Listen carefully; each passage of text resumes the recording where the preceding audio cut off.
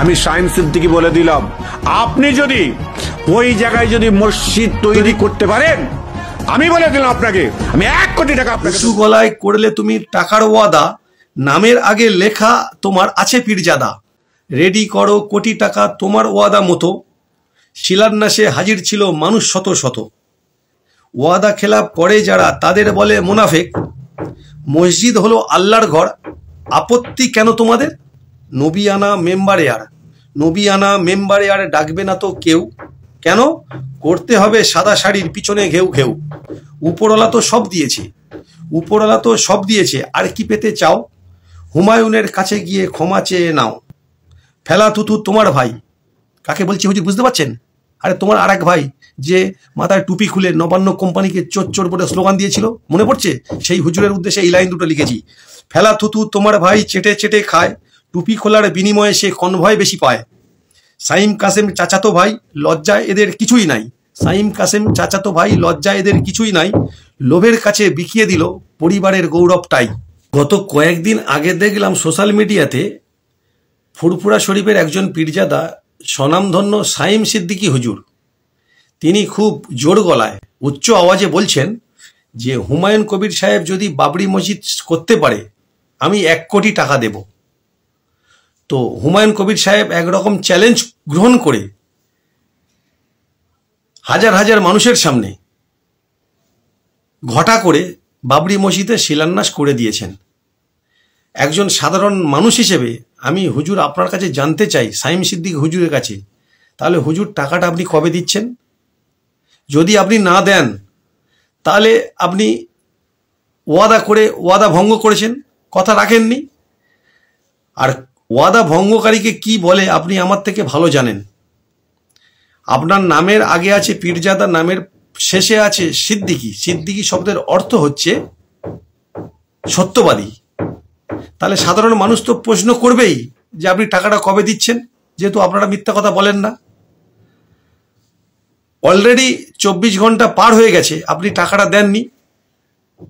আপনার আর যে 2 জন ভাই আপনার পরিবারের, একজন পীরজাদা আব্বাস সিদ্দিকী ভাইজান বড় ভাইজান এবং একজন নওশাদ সিদ্দিকী ভাইজান ছোট ভাইজান, তাহারা 2 জন রাজ্য সরকারের লাগামহীন দুর্নীতির বিরুদ্ধে সারা রাজ্য জুড়ে যেভাবে আপসহীন সংগ্রাম ও লড়াই চালিয়ে যাচ্ছেন, তাদের আন্দোলনের জেরে পশ্চিমবঙ্গ সরকার নাজেহাল এবং দিশেহারা। কোথায় আপনি ভাইয়ের পাশে দাঁড়িয়ে তাদেরকে সাপোর্ট করবেন, তা না করে আপনি কে কোথায় মসজিদ করবে আপনি 1 কোটি টাকা দেবেন বলেছেন, তাহলে দিয়ে দিন, আমাদের আর কিছু বলার থাকে না। আপনি যেহেতু 24 ঘন্টা পার হয়ে গেছে, আপনি টাকাটা দেননি, তাই আপনার স্মরণ করার উদ্দেশ্যে আমার এই লেখা কবিতা আমি পাঠ করছি, আপনি একটু শুনবেন। কবিতার নাম ওয়াদা, কলমে আমি আইনজীবী শাহাদাত শাহ, ডায়মন্ড হারবার। উঁচু গলায় করলে তুমি টাকার ওয়াদা, উঁচু গলায় করলে তুমি টাকার ওয়াদা, নামের আগে লেখা তোমার আছে পীরজাদা। একটু বুঝবেন, উঁচু গলায় করলে তুমি টাকার ওয়াদা, নামের আগে লেখা তোমার আছে পীরজাদা। রেডি করো কোটি টাকা, রেডি করো কোটি টাকা তোমার ওয়াদা মতো, শিলান্যাসে হাজির ছিল মানুষ শত শত। ওয়াদা খেলাপ করে যারা, ওয়াদা খেলাপ করে যারা তাদের বলে মুনাফেক। ওয়াদা খেলাপ করে যারা তাদের বলে মুনাফেক। মসজিদ হলো আল্লাহর ঘর, আপত্তি কেন তোমাদের? নবী আনা মেম্বারে আর, নবী আনা মেম্বারে আর ডাকবে না তো কেউ। কেন? করতে হবে সাদা শাড়ির পিছনে ঘেউ ঘেউ। 2026 আপনি যে মনে করছেন কি SIR যেগুলো আছে, NRC যেগুলো আছে, ইয়া যেটা যেরকম পশ্চিমবাংলা দিদিকে চায় ইয়া কারোকে চায়, এরকম একটা কথা বলা হয় হলো, এইরকম কোনো আপনি মনে করছেন SIR ইয়া NRC ইয়া যে আপনি ওয়াকফ প্রপার্টি, এটা কি দিদিকে পাল্টাতে পারবে? এই যে শব্দগুলো আছে, দেখুন, জিরো থেকে হিরো হওয়া যায়। যদি তা না হতো, বাংলায় কিচ্ছু ছিল না দিল্লিতে, সেখানে আম আদমি পার্টি তৈরি হয়ে সরকার গড়ে নিল। এটা সারা ভারতবর্ষের মানুষ দেখেছে, পৃথিবীর মানুষ দেখেছে। কিচ্ছু ছিল না, দল তৈরি করে 3 মাসের মধ্যে সেখানকার শাসক কংগ্রেসকে সরিয়ে অরবিন্দ কেজরিওয়াল মুখ্যমন্ত্রী হয়েছে। রাজ্যের মুখ্যমন্ত্রী মমতা বন্দ্যোপাধ্যায় এখন যে বর্তমান পরিস্থিতি যে ওয়াকাফ নিয়ে এখন যেমন আন্দোলন চলছে, এখন সবাই বিভ্রান্তের মধ্যে পড়ে রয়েছে, কিন্তু সেখানে গত 2 দিন পূর্বে মুখ্যমন্ত্রী মমতা বন্দ্যোপাধ্যায় তিনি আবার নতুন করে ঘোষণা দিলেন। ঘোষণাটা কি? একদিকে তিনি নরেন্দ্র মোদীর রাম মন্দির তৈরি করেছেন, আবার আরেকদিকে জগন্নাথ ধাম তৈরি করেছেন, আবার পুনরায় সেই মুখ্যমন্ত্রী মমতা বন্দ্যোপাধ্যায় তিনি আবার নতুন করে ঘোষণা দিলেন যে রাজারহাটে তিনি আবার একটি দুর্গা অঙ্গন তিনি একটা মন্দির তিনি তৈরি করছেন। আপনি কি বলবেন? তিনি মন্দিরও তৈরি করছে, প্রসাদও বিতরণ করেছে, আবার বিজেমূলের কাছে কয়েক কোটি টাকা নিয়েছে ডিসেন্টান ক্যাম্প জেলখানা করছে এই দলিত আদিবাসী মুসলমানদের জেলে ঢুকানোর জন্য।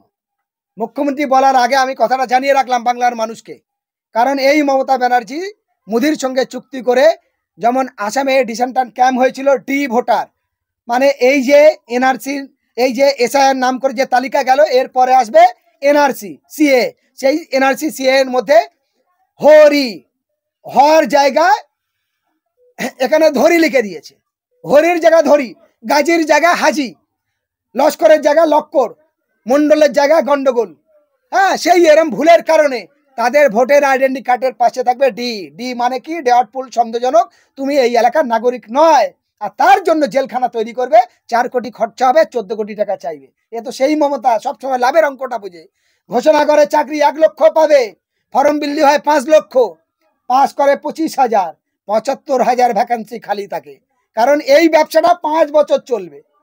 এ তো সেই মমতা, 1 লক্ষ চাকরির নাম করে 5 লক্ষ ফর্ম দেবে, আর 25,000 চাকরি পাবে, 75,000 পকেটে থাকবে, ওই 75,000 নিয়ে আরো 3, 5, 15 বছর পার করবে। তো সেই মমতা রীতিমতো প্রার্থনা করে, দোয়া করে, হাত তুলে, তারপর কখনো মন্দিরে গিয়ে ঢোক বাজাবে, মসজিদে গিয়ে মিথ্যে করে নাটক করবে, ইফতার পার্টিকে ঘন্টা দেবে। এলো সেই মমতা যে মানুষের সঙ্গে 9, 6, 15, ইংরেজি 9 উপরে তুললে মাথা 9, নিচে নামালে 6। এ তো সেই মমতা যে বাংলার মানুষের সঙ্গে প্রতারণা করে এখন পর্যন্ত এই এনেছে। নিজের ভাইপো যাবে, নিজের ছেলে যাবে বাইরে ট্রিটমেন্ট করতে, আর বাংলার মানুষের জন্য বলবে স্বাস্থ্য সাথী কার্ড দিলাম, যাও তোমরা লাইন দাও, পচা ওষুধ খেয়ে 6 মাস ধরে ভোগো।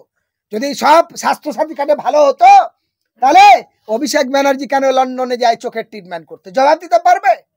ফলে জবাব দেওয়ার কোনো জায়গা নেই, আস্থার নেতারা সব দখল করে থাকবে। কেন জবাব দিতে পারবে?